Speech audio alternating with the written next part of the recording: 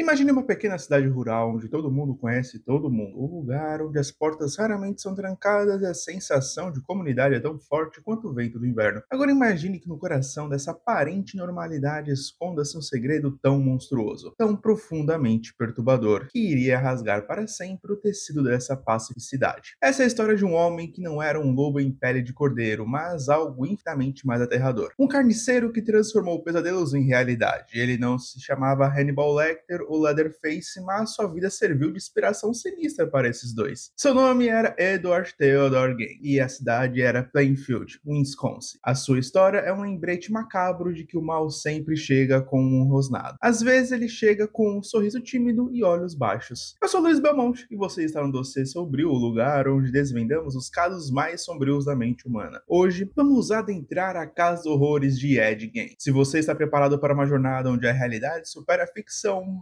mais aterradora, não saia daí. E se você é novo por aqui, inscreva-se no canal e ative o sininho para não perder nenhum dos nossos mergulhos nos abismos dos crimes reais.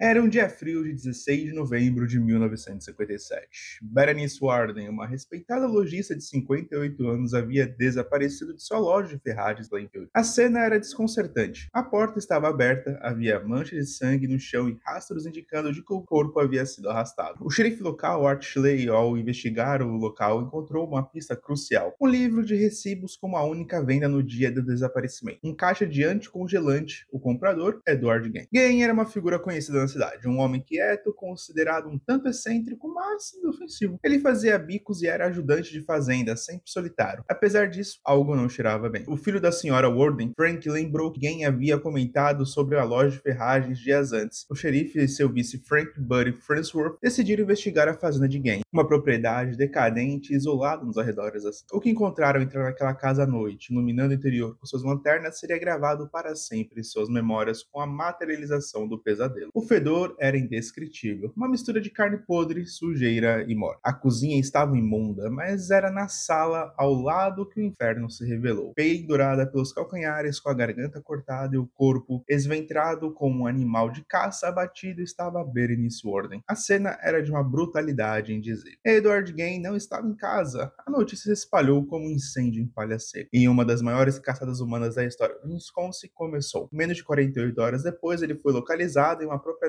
próxima, onde se encontrava calmamente jantando com o dono da casa. Ao ser questionado, sua resposta foi assustadoramente simples e direta. Ele confessou o assassinato de Berenice Warden, mas garantiu que ela era a única que ele realmente matou. Para as autoridades, aquela era apenas a ponta do iceberg de horror que já haviam vislumbrado em sua casa. Gain foi preso sem resistência, seu rosto impassível escondendo a tempestade de demônios internos. Para entender o abismo, precisamos voltar ao começo e cavar fundo na terra fértil onde a semente de tormento de Edward Gain foi plantada. Ele nasceu em 27 de agosto de 1906 em La Crosse, Wisconsin, e desde os primeiros suspiros sua vida foi definida por um conflito doméstico tóxico. Seus pais, George e Augusta Gain, não eram apenas disfuncionais, eles eram forças antagônicas que moldaram o universo claustrofóbico de Edward. George Gain era um alcoólatra crônico, um homem fraco e inconstante que raramente conseguia manter um emprego estável. Ele era uma figura desbotada, um fracasso aos olhos da esposa, Augusta. Por outro lado, era uma coluna de fanatismo religioso e amargura, dura, dominadora e visceralmente puritana. Ela governava a casa com mão de ferro, pregando que o mundo exterior era um pântano de pecado e depravação, liderado por mulheres lascivas, cujo único objetivo era corromper os homens. A infância de Ed e de seu irmão mais velho Henry foi um experimento cruel de isolamento e doutrinação. Augusta dedicou cada momento a proteger os filhos das tentações que ela mesma imaginava. Ela os proibia de brincar com outras crianças, temendo sua influência corruptora. Os sermões à mesa de jantar não eram sobre bondade ou compaixão, mas sobre o fogo eterno do inferno que aguardava os fornicadores, os bêbados e especialmente as mulheres de vida fácil. Ela lia para eles grandes passagens gráficas violentas do Velho Testamento, pintando um quadro de um Deus vingativo e punitivo. Ed, um menino naturalmente tímido, sensível, de saúde frágil, absorvia cada palavra como um evangelho, enquanto Henry, mais cético e rebelde, começava a questionar a tirania da mãe. Ed se encolhia internalizado naquele ódio imenso. Ele desenvolveu uma adoração doentia e dependente por Augusta, vendo-a não apenas como uma mãe, mas como a única entidade pura e sagrada em um mundo podre. Quando Ed tinha 8 anos, a família mudou-se para uma fazenda isolada dos arredores de Plainfield. Este não foi um novo começo, mas o aprofundamento do seu confinamento. A solidão da propriedade tornou-se uma extensão física da prisão mental que Augusta havia construído. A fazenda era pobre e negligenciada, um reflexo da desilusão da família. Foi aqui que a morte se tornou uma presença tangível e constante na vida de Ed. Augusta completava a renda mantendo uma pequena criação de animais e ela frequentemente forçava os meninos a assistirem e participarem do abate. Ed era profundamente afetado pelo sofrimento dos animais, mas era forçado a suportar a carnificina. Uma desconexão cruel que começou a se formar em sua psique. A relação com o irmão Henrico tornou-se cada vez mais tensa. Henry, cansado do domínio da mãe, começava a confrontá-la e tentar proteger Ed de sua influência mais extrema. Isso criou um triângulo perigoso dentro da casa. Em 1944, essa tensão atingiu um ponto de ruptura. No dia 16 de maio, os dois irmãos saíram para limpar um pântano na propriedade, durante um dia abafado e tempestuoso. Horas depois, Ed retornou sozinho, afirmando que eles haviam se separado para combater um incêndio de turfa que surgira e que ele perdeu o irmão de vista. O corpo de Henry foi encontrado face para baixo em uma área que não havia queimado significativamente. Embora a morte tenha sido oficialmente atribuída à asfixia por fumaça e considerada um acidente, o xerife local desconfiou. O corpo de Henry apresentava contusões na cabeça e a posição do corpo não condizia com a história de Ed. Muitos na cidade, inclusive os investigadores, acreditavam que uma discussão acalorada sobre o controle de Augusta sobre Ed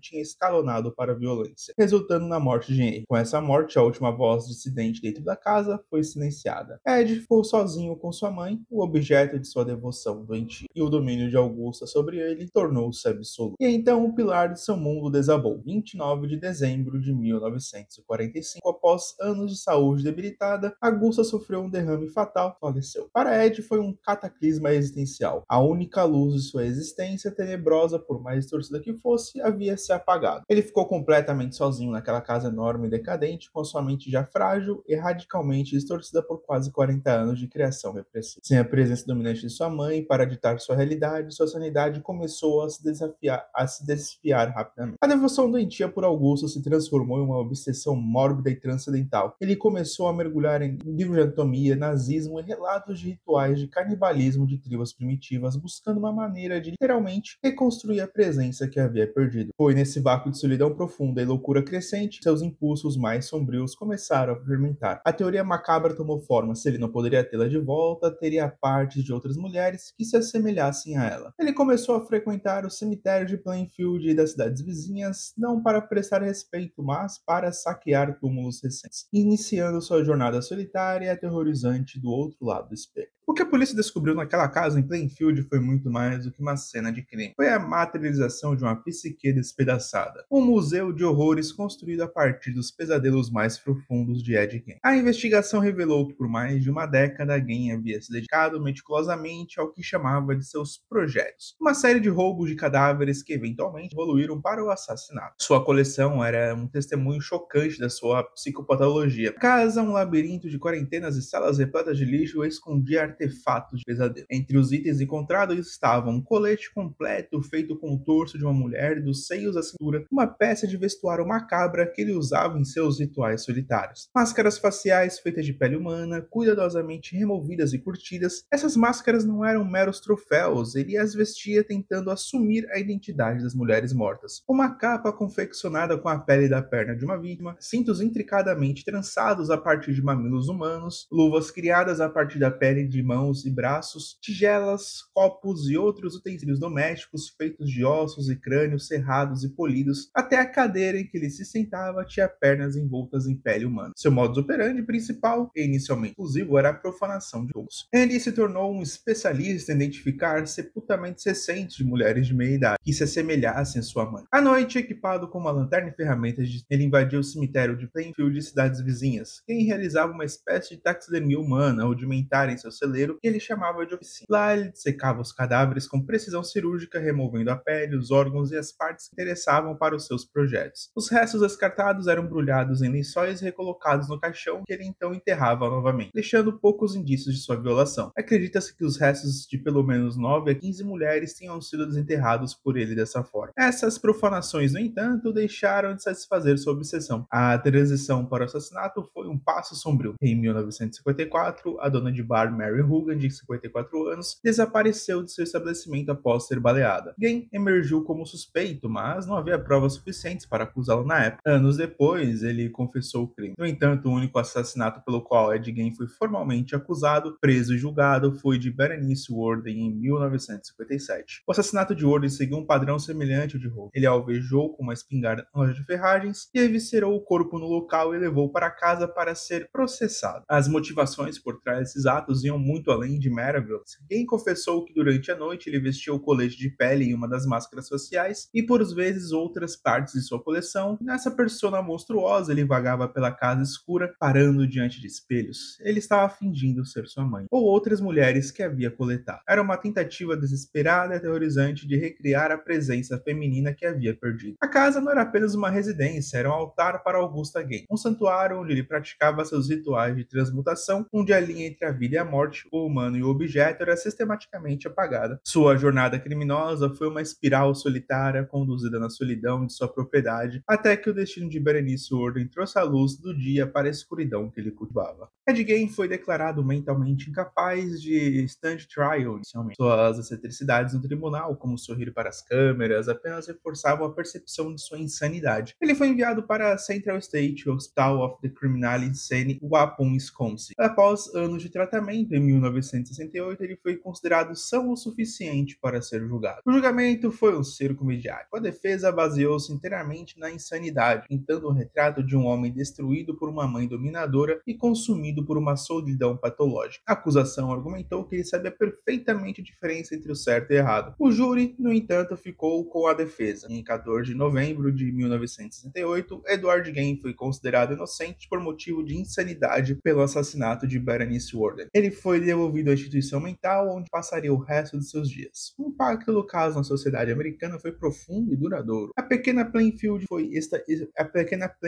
estigmatizada para sempre. A casa de Gein tornou-se um ponto de peregrinação mórbida até que foi misteriosamente incendiada em 1958. O caso chocou a nação não apenas pela brutalidade, mas pela sua localização bucólica. Ele destruiu o mito da segurança da América rural. Gein provou que o mal poderia florescer num lugar mais improvável. Culturalmente, seu legado é sinistro. Ele se tornou inspiração direta para alguns dos vilões mais icônicos da ficção. Norman Bates, Psicose, de Robert Bloch, Leatherface, de Massacre da Serra Elétrica, e Buffalo Bill, de Silêncio dos Inocentes. A figura do maníaco solitário e perturbado com uma fixação maternal ganhou uma nova e aterrorizante dimensões graças a ele. Ed Gein viveu o resto de sua vida na instituição mental. Ele se tornou uma espécie de lenda viva, um idoso frágil cujo passado monstruoso era difícil de conciliar com sua aparência inofensiva. Ele faleceu de causas naturais em 26 de julho de 1984 na Mendota Mental Health Institute aos 77 anos. A história de Ed Gein é mais do que um simples catálogo de crimes hediondos, é um estudo de casos sobre como a mente humana pode se despedaçar quando submetida a um isolamento extremo. E é uma influência muito top. Ele não era um serial killer caçador no sentido tradicional. Ele era um colecionador solitário, um homem que tentou, da forma mais horrível e inimaginável possível, reconstruir o mundo que perdeu com a morte de sua mãe. Isso, é claro, não é uma justificativa, mas uma tentativa de compreensão do abismo. Sua vida nos força a confrontar perguntas perturbadoras. Até que ponto nossos primeiros anos nos moldam? Onde termina a influência dos pais e começa a responsabilidade individual? E, acima de tudo, como o mal pode se esconder atrás da fachada mais comum e inexpressiva. O caso de Gein permanece como um dos mais pesquisados e citados na criminologia e na cultura popular, um farol sombrio que ilumina os cantos mais escuros da psique. E você, o que você acha? Ed Gein era um monstro nato ou uma criação de sua mãe e de seu isolamento? Deixe sua opinião nos comentários, esse é um daqueles casos que gera intensa reflexão. Se essa jornada para dentro da mente de Ed Gein te fez pensar ao mesmo tempo te manter vidrado até o final, então você faz parte do Sem Sombrio. E não se esqueça de se inscrever no canal, curtir esse vídeo e tocar o sininho para não perder nossos próximos mergulhos nos arquivos mais sombrios do verdadeiro. Até a próxima e lembre-se, algumas histórias reais são mais assustadoras do que qualquer